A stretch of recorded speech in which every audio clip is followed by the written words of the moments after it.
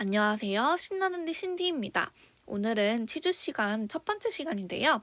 제일 많이 하는 치석 제거부터 잇몸을 박리해서 수술하는 플랩 오퍼레이션까지 준비해 보았습니다. 오늘도 함께 공부해요. 먼저 이 표를 설명드리려고 해요. 우리가 치주 치료를 공부할 때 제일 많이 보는 진료입니다. 보시면 치석 제거, 치근알텍술, 치주 소파술, 치은 박리 소파술, 오른쪽으로 가면 갈수록 상위 진료예요. 당연히 비용도 비싸집니다. 플랩 오퍼레이션이 이 중에서 제일 비싸고요. 치주 치료 같은 경우는 이게 무엇을 뜻하냐면 단계별로 치료하는 것이 원칙입니다. 초진에 와서 치주 소파술 먼저 할 수 없다는 뜻이에요. 치주 소파술을 하기 위해서는 이 이전 단계인 이 치근할테술과 치석 제거가 필요하다. 그래서 치주 치료 같은 경우는 이 단계별로 치료하는 게 원칙이고요. 그다음에 3분의 1학당 기준입니다. 그래서 제가 이게 뭘 뜻하냐면 3분의 1학당을 뜻하는데요. 10번 때부터 한번 적어볼게요. 이렇게 크게 이렇게 분류되죠. 청구를 할 때 3분의 1학당씩 청구를 할 수가 있습니다. 3분의 1학당씩 구분된다는 게 또 하나의 특징이고요. 그 다음에 그 치주치료 같은 경우는 실크가 인정이 됩니다. 잇몸 수술이기 때문에 실크 청구가 가능하다. 이런 공통적인 특징을 가지고 있는데요. 그럼 하나씩 공부를 해보도록 하겠습니다. 먼저 치면 세마입니다.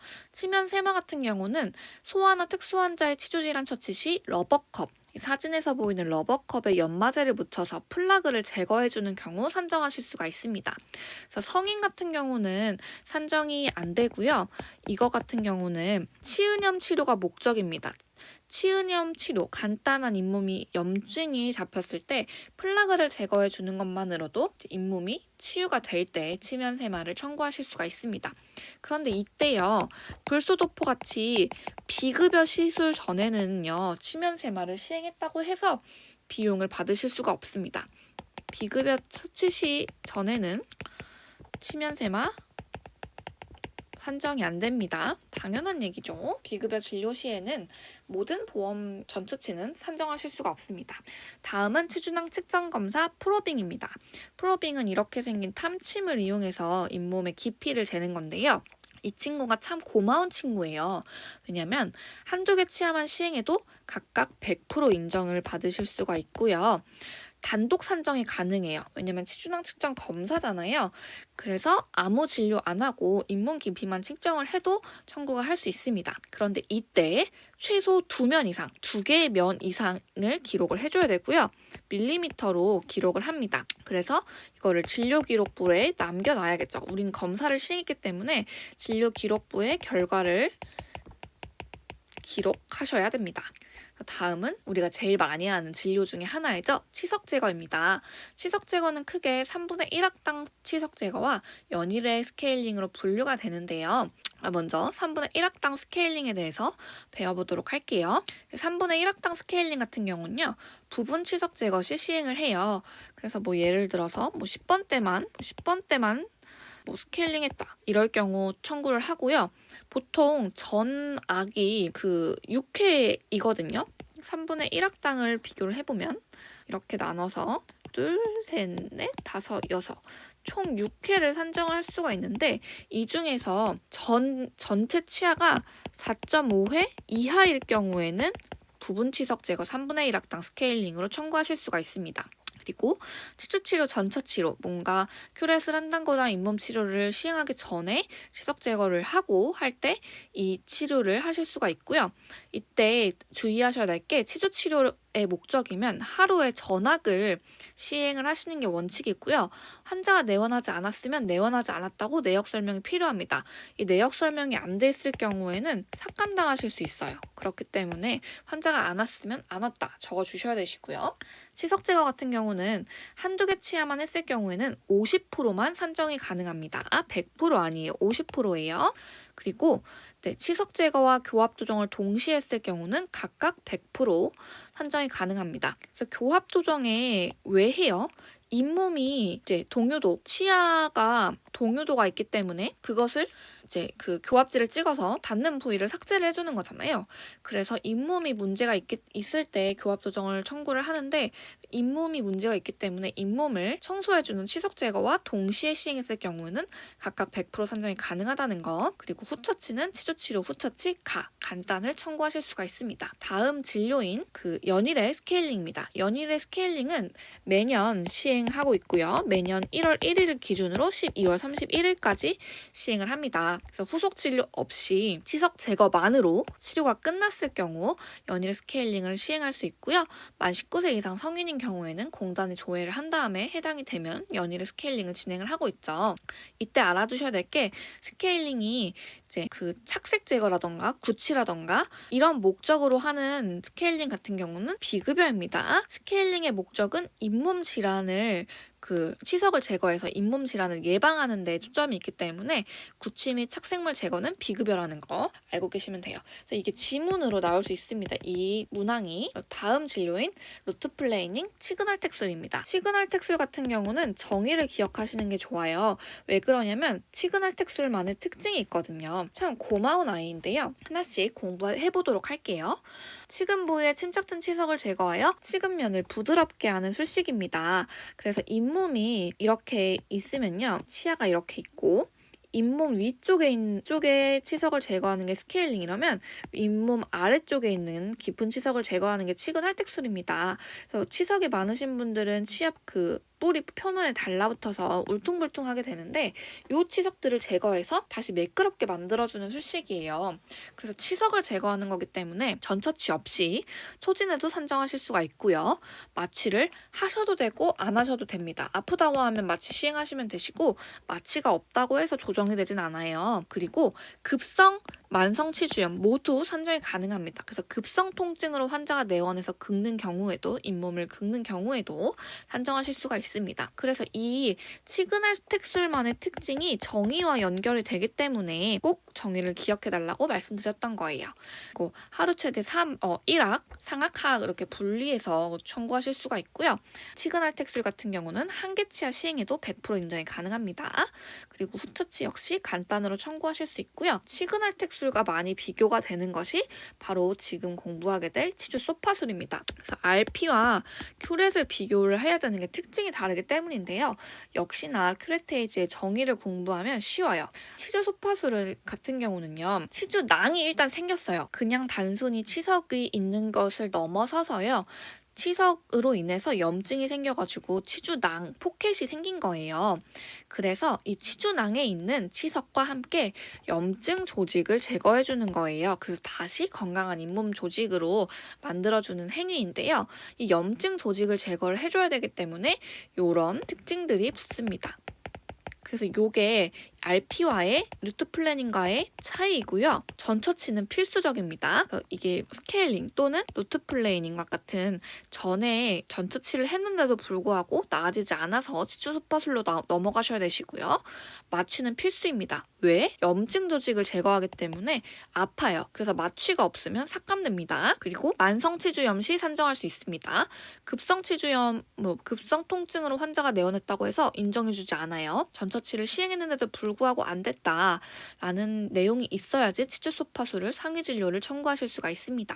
그래서 이 밑에는 역시나 그 시그널텍술 배웠던 내용이랑 똑같은 내용이라서 요 특징, 치주 소파술만의 특징을 알아주세요. 치주 소파술 같은 경우는 파노라마도 있어야 돼요. 염증이 이제 치석이 많은 부위로 확인할 수 있기 때문에 엑스레이는 치주 소파술부터는 필수입니다. 마취와 엑스레이는 필수라는 거. 그래서 이제 치주 소파술까지 했는데도 안 돼요. 우리가 이제 눈에 보이지 않는 부분을 기구를 사용을 해서 제거를 했는데도 불구하고 뭔가 문제가 계속 생긴 거예요. 그러면은 잇몸을 열어야겠다. 잇몸을 눈에 보이게 해서 염증을 제거를 해야겠다 하는 술식이 바로 플랩 오퍼레이션 치음박리 소파술입니다. 치음박리 소파술은 가와 나로 구분이 되고요. 잇몸을 절개를 해서 치근 부위가 보이도록 잇몸을 까는 거예요. 잇몸을 노출을 시킨 다음에 그다음에 그 뿌리가 보인 상태에서 치석과 함께 염증 조직을 제거해 주는 겁니다. 염증 조직을 제거를 해서 다시 기존의 잇몸으로 비슷하게 만들어 주는 건데요. 이 가와 나의 차이는 3분의 1 정도의 고루 흡수가 있을 경우는 간단으로 청구하고 복잡의 같은 경우에는 골 성형과 골 삭제, 뭔가 뼈를 건드렸다 하시면은 복잡으로 청구하실 수 있습니다. 그리고 이제 3분의 1 정도의 골 흡수더라도 한두 개 치아라도 수직성 골 흡수가 확인된 경우에는 복잡으로 청구하실 수가 있어요. 치은박리 소파술 같은 경우는 자연 치아도 가능하지만 바로 임플란트 치아도 가능합니다. 임플란트 치아도 주위염으로 인해서 박리를 한 뒤 염증을 제거를 할 때 산정을 할 수 있는데 역시 진료 내용에 따라서 간단과 복잡으로 나누어서 청구하시면 됩니다. 치은박리 소파술 같은 경우는요, 전처치가 필요합니다. 치주 같은 경우는 그 단계별 진료가 원칙이고 스케일링, RP, 큐렛, 다음에 플랩. 그래서 치은박리 소파술 이전에 전처치가 필요하고요. 역시 잇몸을 열어서 하는 오퍼레이션이잖아요. 수술이잖아요. 그렇기 때문에 엑스레이 필요하고 치주낭 잇몸 깊이도 검사해야 되고 마취도 해야 되고 약도 넣어야 되고 후처치도 넣어줘야 됩니다. 그래서 잇몸을 열고 나서 이를 뽑거나 임플란트 제거술을 할 경우에는 주된 수술 100%와 부수적인 수술 50%예요. 그래서 이게 참 외우기 어렵다고 생각하시는 게 치은박리 소파술은 치주고 발치와 임플란트 제거술은 외과인데 각각 인정해주면 되는 거 아닌가? 혹은 어차피 잇몸 발치할 거면 그냥 발치만 해주면 되지 뭘 굳이 치은박리 소파술까지 인정을 해주냐, 이런 각각의 생각 차이 때문에 헷갈려 하시는 분들이 많더라고요. 근데 어쨌든 잇몸을 열어서 염증 조직을 제거를 하려고 최대한 노력을 했는데도 불구하고 발치를 하는 거니까 각각 100대 50이다. 몇 개 없는 100대 50 중에 하나이기 때문에 이걸 좀 기억해 주시면 될 것 같아요.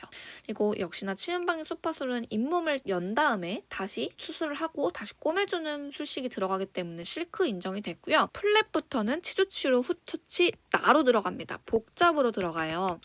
큐레까지는 간단이지만 플랩 이상부터는 치주치료 후처치 나라는 거 기억해 주세요. 그래서 제가 치주치료를 한번 이렇게 한 장으로 비교를 해보았습니다.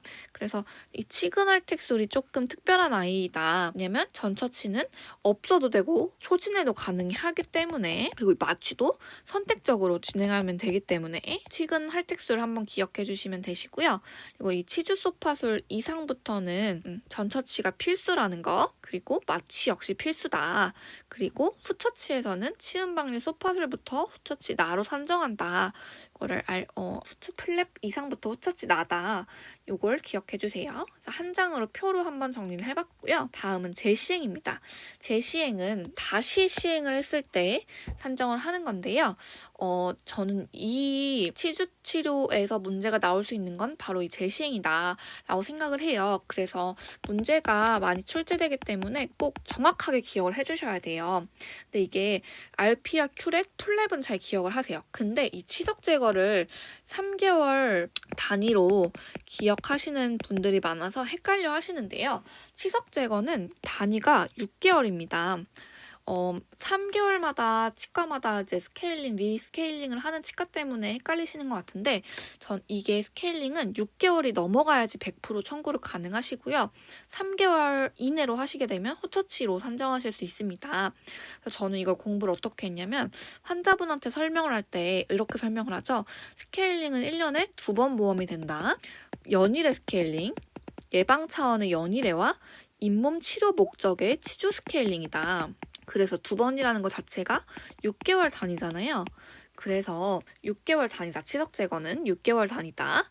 그리고 이제 재시행 같은 경우는 보통 반타작이에요. 6개월의 반인 3개월, 그리고 3개월, 6개월 사이 이렇게 저는 공부를 했어요. RP 청구 단위가 얘는 3개월입니다. 그래서 3개월이 초과되어야지 행위료 100%씩 청구하실 수가 있고, 역시 3개월의 반타작인 1개월 이내에는 치주치료 후처치 가로 청구를 하고, 이 중간에 있는 친구는 행위료 50%만 각각 50%만 청구를 할 수 있다. 그리고 플랩 같은 경우에는 이제 잇몸을 열어서 수술을 하는 거기 때문에 앞선 2개의 진료보다는 아무래도 행위 인정 기준이 길어요. 6개월이라는 거. 플랩은 6개월부터다. 그래서 이 재시행을 기획할 때 치석 제거 같은 경우는 연일의 스케일링과 치주치료 스케일링 6개월 단위로 재시행이 가능하지, 6개월이 지나면 100%고 6개월이 안 지났을 때 3개월 이내에는 우리가 3개월마다 리스케일링을 하는데 3개월 이내 스케일링은 치주치료 후처치 가 후처치 드레싱으로만 청구할 수 있고 3개월 이후부터 내원을 6개월 사이까지는 50%만 청구를 할 수가 있다. 이렇게 기억을 해주시고 루트 플래닝과 큐렉 같은 경우는 3개월이 단위이다. 플랩은 1년에 2번만 받을 수 있다. 6개월 단위이다. 이렇게 기억해주세요. 재시행이 정말 중요한 게 문제가 많이 나오기 때문에 산정 단위를 정확하게 기억해 주셔야 되시고요. 이렇게 섞어서 나올 수 있어요. 이 세 개 진료가 다 섞어서 나오기 때문에 정확하게 기억해 주셔야 돼요. 예상 문제입니다. 치주 파트는 이 재시행과 산정 기준에서 문제가 많이 나와요. 그래서 같이 공부를 해볼게요. 치석 제거 후 2개월 뒤에 다시 재시행을 했대요. 이 경우 치석 제거 50%를 산정할 수 있다라는 질문이 나왔어요. 이거는 틀린 지문입니다. 치석 제거 같은 경우는 3개월 이내 같은 경우 2개월이면 3개월 이내죠. 옆에다 이렇게 전 써서 공부해요. 3개월, 3에서 6개월, 6개월 이렇게 해서 2개월은 3개월이기 때문에 치주치료 후처치에 해당이 된다. 다음이에요. 시그널텍스로 5개월이 지났대요. 그래서 재시행했을 경우 시그널텍스를 100% 산정한다. 이거는 정답이죠. 이게 스케일링이었고요. RP와 큐렉 같은 경우는 3개월 기준으로 시행을 한다. 그래서 반타적인 1개월, 1에서 3개월. 3개월이 지나면 100%이기 때문에 100% 산정 가능하고요. 치주소팟으로 2개월 뒤에 재시행을 했대요. 2개월? 2개월은 여기에 해당이 되죠. 치주치료 후처치가 아니고 그 치주소파술의 50%, 행위료의 50%를 산정할 수 있죠. 다음 치음박리 소파수로 5개월이 됐대요. 치음박리 소파수를 50% 참고할 수 있습니다. 플랫만 6개월이 기준이라고 했으니까요. 이렇게 꼭 표를 그려놓고 문제를 하나하나 대입해서 풀어주세요. 이런 재시행이 섞어서 나올 수 있고요. 다음에 산정 기준입니다. 동일 부위 치석 제거와 시그널텍스를 동시 시행했다. 이 경우 각각 산정 가능하다. 이것은 틀린 질문입니다. 왜냐하면 상위 진료를 각 그 단계별 청구가 원칙이기 때문에 치석 제거와 시그널텍스를 동시 시행했을 경우는 시그널텍스로 청구하셔야 됩니다. 그리고 2번입니다. 치주소파술은 급성 통증을 호소하여 내원한 경우 산정 가능하다. 치주소파술은 급성 통증은 안 되고 만성 통증인 경우에만 산정하실 수 있습니다. 급성 통증은 치근할텍술이죠. 치근할텍술은 초진에 산정 가능합니다. 네, 가능합니다. 급성 통증을 호소하는 초진에도 산정 가능합니다. 시그널텍술 시 맞추는 해도 되고 안 해도 된다. 이거는 맞는 정답이에요. 초진에 급성 통증으로 내원을 해서 그냥 염증 울퉁불퉁한 뿌리에 있는 치석을 제거해 주는 거기 때문에 맞추는 해도 되고 안 해도 됩니다. 그래서 오늘 제가 준비한 부분은 여기까지고요. 다음번에는 치주치료 파트 2 시간으로 돌아올게요.